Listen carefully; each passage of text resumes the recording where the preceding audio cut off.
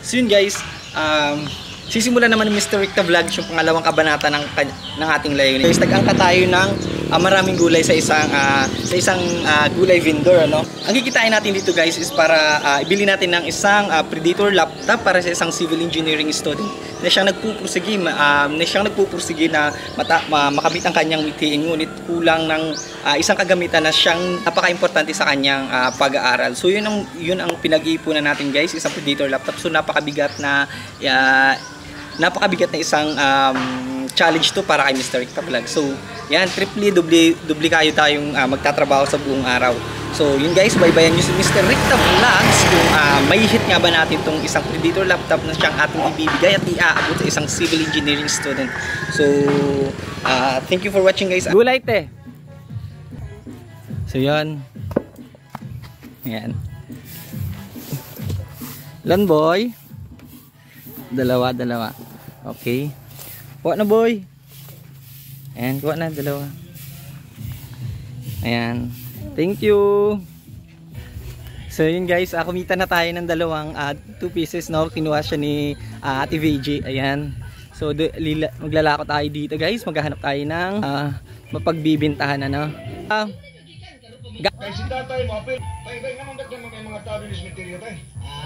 Ganda dito.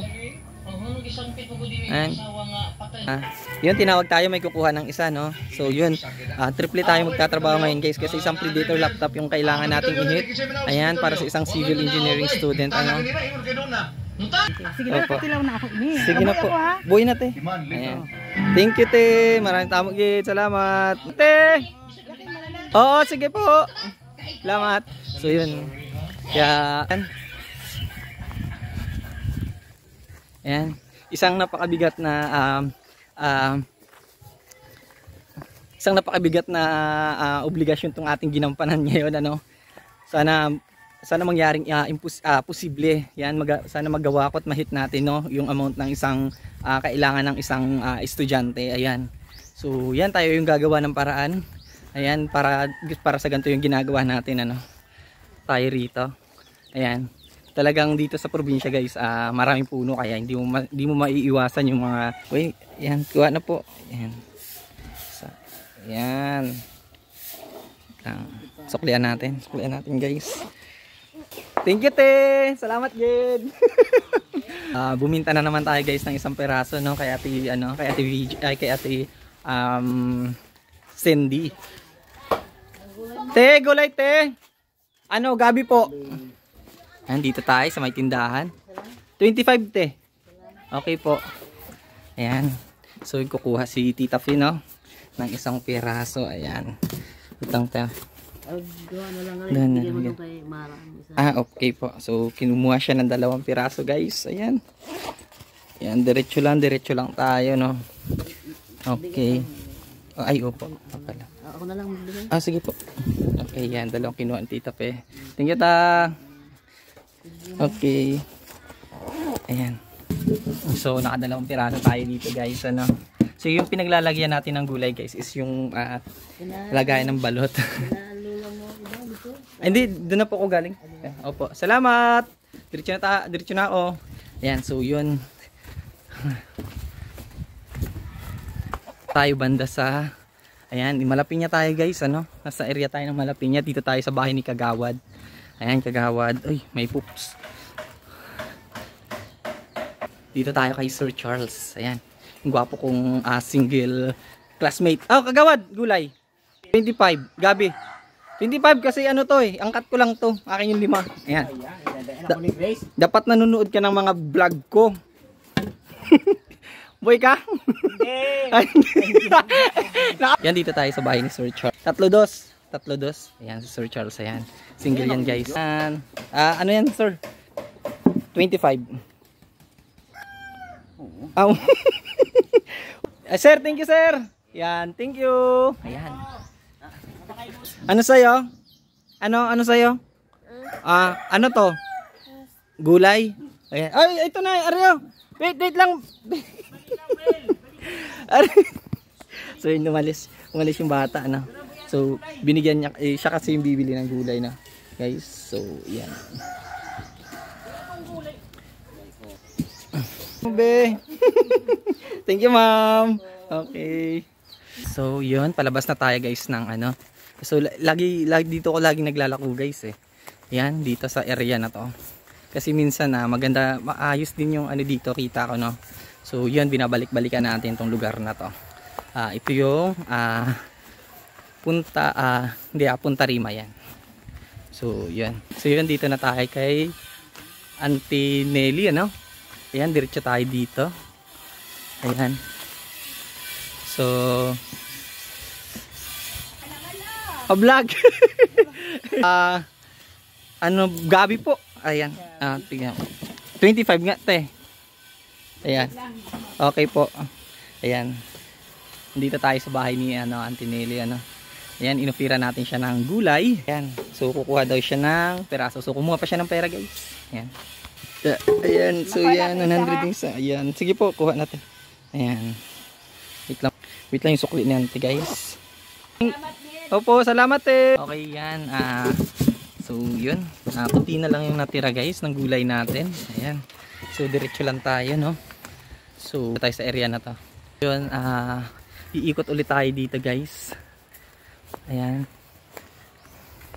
Natin yung mga bawat pintuan dito guys, baka meron tayong makuhang benta dito sa kanila na gulay kayo te. So yan, tinawag tayo guys, binalikan tayo no, tinawag tayo guys. Ayan, ayan guys, so yan, naka 20 pa tayo. Ayan, so yun guys, so tinawag tayo ulit ng Timerde no. So usually guys, dapat paalis na tayo, so tinawag tayo siguro.